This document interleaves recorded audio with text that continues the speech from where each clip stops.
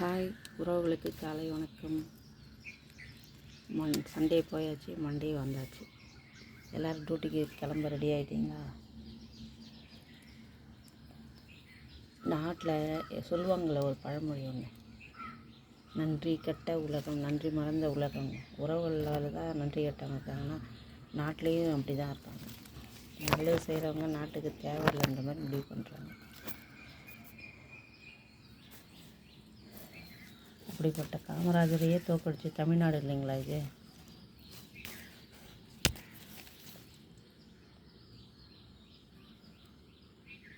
தமிழ்நாட்டு மக்கள் நன்றியுணர்வோடு இருப்பாங்கன்னு சொல்லுவாங்க எல்லாரும்.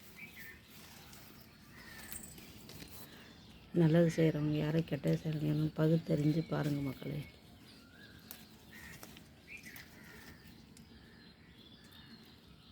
உறவுகளில் நன்றி கெட்ட ஜென்மம், நன்றி கெட்ட உலகம், நன்றி கெட்ட உறவு அப்படின்லாம் சொல்லுவோம். நம்ம எவ்வளோ செஞ்சாலும் நன்றி இல்லை அப்படின்னு சொல்லுவாங்க. அது உறவுகளுக்கு மட்டும் பொருந்துமா இல்லை நம்ம தமிழ்நாட்டுக்கு பொருந்துமான்னு தெரியல எனக்கு. நான் சொல்ல சரியாக தவறான்னு நீங்கள் உணர்ந்து சொல்லுங்கள்.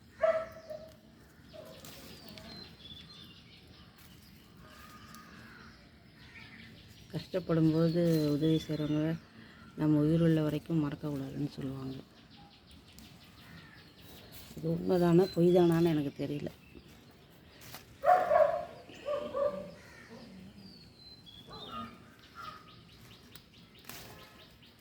எவ்வளோதான் நம்ம உருண்டு பறண்டாலும் ஒட்டுறது தான் ஒட்டுன்னு சொல்லுவாங்களா, அதுதானா இது?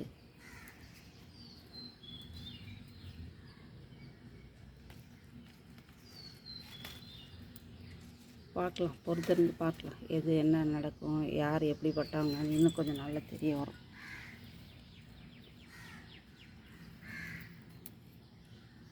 நல்லது நடந்தால் சரி, மக்களுக்கு நல்ல ஆட்சி கொடுத்தா எல்லாமே நல்லாயிருக்கும், எல்லோரும் நல்லா இருப்போம். பணம் தான் இப்போ சம்பாதிக்கிற ஒரு பிரதான இடமா ஆயிடுச்சு அரசியல். இப்போ பணம் சம்பாதிக்கிற ஒரு பிரதான இடமா இருக்குது அரசியல். மக்களை பற்றி யாரும் கவலைப்படுறதில்ல, அவங்க சம்பாதிக்கிறத பற்றி தான் போட்டி போட்டிருக்காங்க. நாமளும்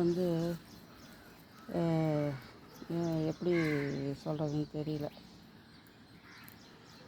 கஷ்டப்படும் போது உதவி செய்கிறவங்க தயவு செஞ்சு யாரும் மறந்துடாதீங்க.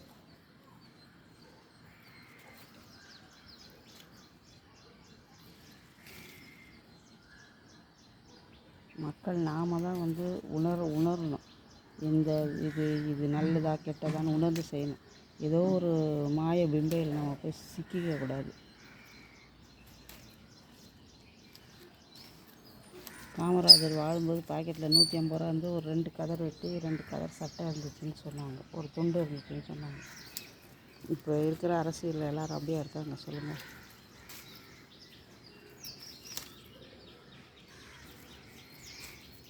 சொத்து சேர்க்குறதுல தான் குறியாக இருக்காங்க எல்லோரும்.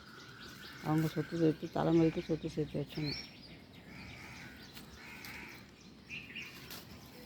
நம்மளுடைய மக்கள் வரி பணத்தை வாங்கி அவங்க சொகுசாக வாழணும். அதுக்கு நாம் ஓட்டு போட்டு அவங்கள தேர்ந்தெடுக்கணும். அவங்க ஆடி காரில் சொகுசு காரில் போவாங்க, நாம் அவங்க கேட்டு முன்னாடி நின்றுட்டுருக்கணும், பிச்சைக்காரங்க மாதிரி. அதுக்கு தானே நம்ம ஓட்டு போடுறோம் இல்லைங்களா? ஓட்டு போட்டுட்டு பிச்சை எடுக்கணுன்றதுக்காக தானே நம்ம ஓட்டு போடுறோமே. நாடு எங்கே சார் போயிட்டுருக்கு? நாடு நாசமாக போயிட்டுருக்கு, உனக்கு என்னப்பா வேணும் அப்படின்னு ஒரு டைலாக் இருக்குது. யார் ஒரு சீட்டுக்கு தகுதியானவங்கன்னே தெரியல.